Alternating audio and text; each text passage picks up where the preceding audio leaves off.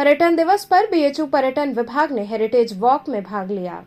पूरा देश विश्व पर्यटन दिवस मना रहा है। इसी क्रम में बीएचयू पर्यटन विभाग ने वाराणसी पर्यटन उद्योग द्वारा आयोजित हेरिटेज वॉक में भाग लिया। कैंटोनमेंट स्थित होटल से होते हुए शास्त्री घाट पर एक रैली निकाली गई।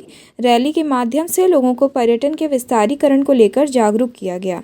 बीएचयू पर्यटन विभाग के असिस्टेंट प्रोफेसर प्रवीण राणा ने बताया कि दुनिया भर में पर्यटन एक बड़ा कार्य क्षेत्र है जो बड़े पैमाने पर लोगों को रोजगार देता है।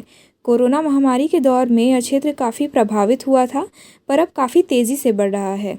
इसलिए 27 सितंबर को मनाए जाने वाले विश्व पर्यटन दिवस की थीम है टूरिज्म रीथिंकिंग, यानी पर्यटन पर पुनर्विचार। इस कार्यक्रम में टूरिज्म से जुड़े तमाम संस्था एवं अध्यापक, छात्र सहित सैकड़ों की संख्या में लोग मौजूद रहे।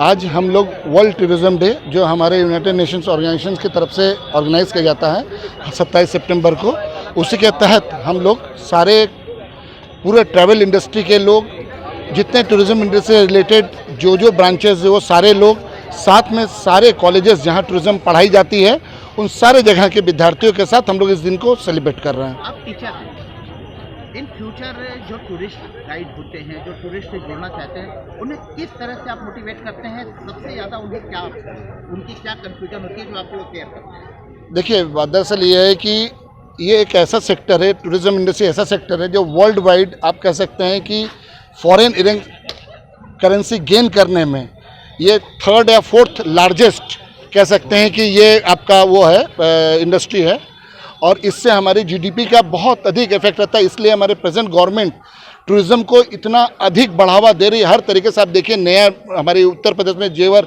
एयरपोर्ट तैयार हो रहा है, कुशीनगर में एयरपोर्ट के पूरे रचना की गई, और पूरे जितने भी देश में अचानक आप कह सकते हैं कि जितना पहले प्रीवियस में जितने एयरपोर्ट्स होते थे उसके कंपैरिजन में बहुत सारे होते हैं। हाँ जी, ऐसे में सिलेबस में, टूरिज्म के सिलेबस में कुछ और सुधार या कुछ और ऐसी चीज़ें जो आप चाहते हो कि इंक्लूड किया जाए बच्चों की पढ़ाई को? बहुत अच्छी बात आपने उठाई। यही प्रसंग हमारे पूरा इंडस्ट्री चाहता है, पूरा इंडस्ट्री यही चाह रहा है कि हम इसको और अधिक से बढ़ावा दें, जिससे कोविड पीरियड में हम लोगों ने देखा कि अंतर्राष्ट्रीय टूरिज्म कम हो गया, तो हम लोगों को अपना घरेलू टूरिज्म को बहुत अधिक एक्सपोज करना है, जिससे हम कश्मीर से कन्याकुमारी तक हम लोग एक दूसरे से जुड़ें और हम अपनी यहाँ के कल्चर को वहाँ के लोगों को दिखाएं, वहाँ के लोग हमारे कल्चर दिखाएं, एक दूसरे से मूवमेंट हो, जैसे हमारे करेंसी जो इंडियन करेंसी एक जगह से दूसरे का जाए आए, उससे घरेलू उत्पाद जितना अधिक डेवलप होगा, जितनी बिक्री होगी, वो हमारे सरकार के ग्रोथ में बहुत अच्छा काम करेगी।